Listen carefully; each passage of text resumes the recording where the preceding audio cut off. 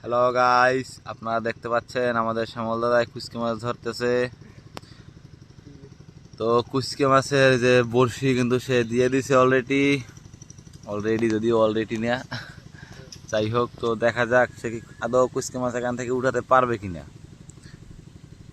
তো দেখতে থাকেন ভিডিও, যে কুচকের বড়শি নিয়ে সে কিন্তু ঘোরাঘুরি করতে আছে। নাই হ্যাঁ কুচকা। তো এই প্রক্রিয়ায় গাইস কুচকে মাছ ধরা হয়, ঠিক আছে। তো এখানে কুচকে মাছ পাওয়া যাইতেছে না। ওই যে আর একটা গর্ততে সে এখন আধার দেবে, ওই যে দেখতে পাচ্ছেন হাতে বড়শি আছে কিন্তু তার দিয়ে দিচ্ছে, দিয়ে যে এইভাবে ঘুরলে গাইস এটা সে কিন্তু জমির ভিতরে দেখতে পাচ্ছেন ধান লাগানো ওই পাশে।